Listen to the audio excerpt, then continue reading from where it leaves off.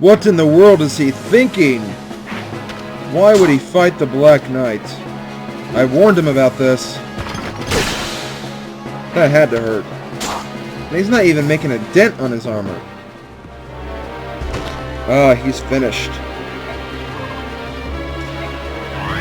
But, wait, what's that? Someone healed him.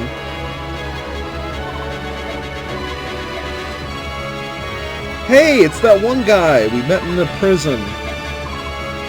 He seemed to have healed Ranulf, which, I don't understand why he would do that. I'm also wondering why the guy is still even living. But now we're going back to the Wyvern Knights down here. We seem to have forgotten about them during our brief little skirmish with the Black Knight there.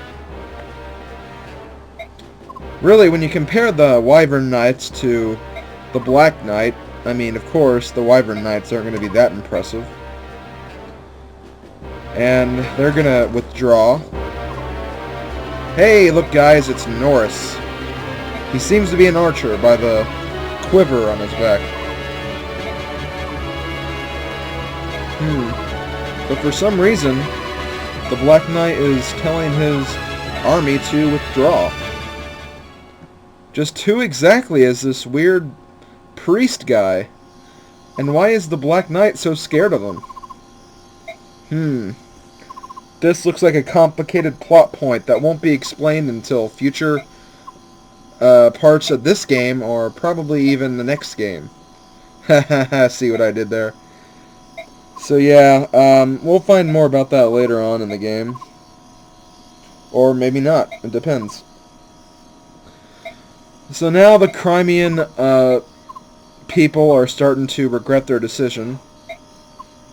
And now they're going to pay for it with physical labor, which, in my opinion, that doesn't sound so lovely to me, personally. But we have safely boarded the ship.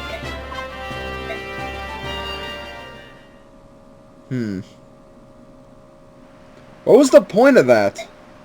What was the point of that conversation? They switch to the boat all of a sudden. They make it look like it's an important plot point, but they just go, "Hey Ike, you made it here safely." Yup. And then they just go to a different conversation. That doesn't seem right. There was literally no point to that conversation. So now Ranulf and the King's Shadow, named Gifka, are going to talk about Gallia and their relationship to Crimea and this whole dispute. And they're also going to stand guard at the border because a possible attack from Dan could erupt any minute. So things are getting kind of risky in Gallia. A lot of things to consider. And for the first time, we are meeting King Ashnard of Dan. I believe this is the first conversation he's in the game.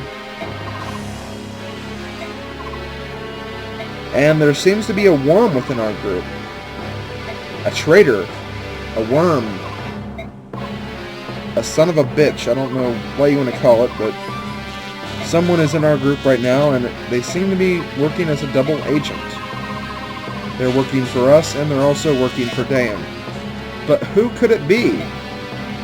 Could it be Mist? Why would it be Mist? That doesn't make sense. It's Ileana.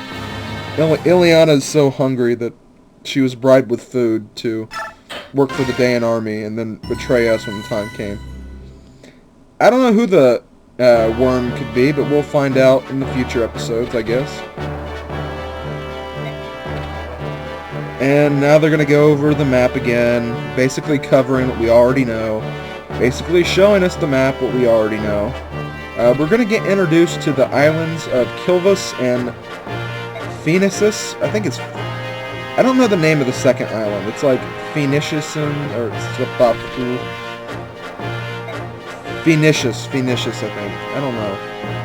It's spelled like Phoenix, but it's Phoenicius, and then Kilvus. Phoenicius is the land of the Phoenix, or the Hawk tribe, and then Kilvus is the land of the Crows. And they're also going to show us Goldoa, the land of the dragons. If someone wants to present me with the correct pronunciation of Phoenicius, I would really appreciate it, because I have no idea how to pronounce that.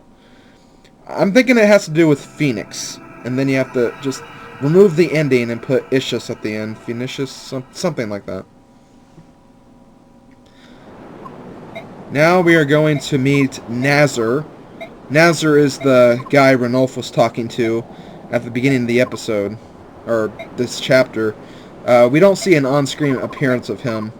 Actually, we do, because he talks to the Dayan army a little bit at the beginning of the last chapter. He is actually a Laguz as well, but he hides his appearance very well. He does that because he realizes this is a world that's, well, it's a world where it's hard for Bjork and Laguz to live in harmony, so he alters his appearance so he can make it convenient for both sides, so he can help out the Laguz and then also offer his business to the Bjork as well.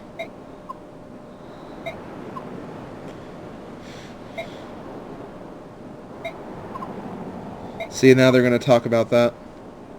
Okay, I guess I'll talk about the next chapter. The next chapter is actually not as long as this last chapter was. In fact, I am going to make a prediction and say it'll only take me 3 videos. It might take me 4, though. It really depends.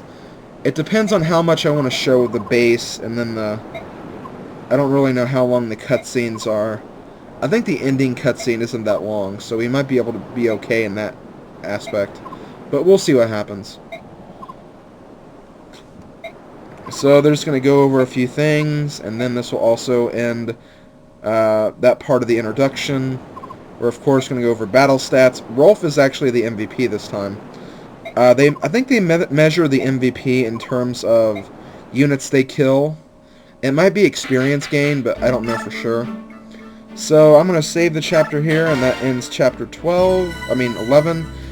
See you next time on Thursday for the next chapter. Later, guys. SlimKirby out.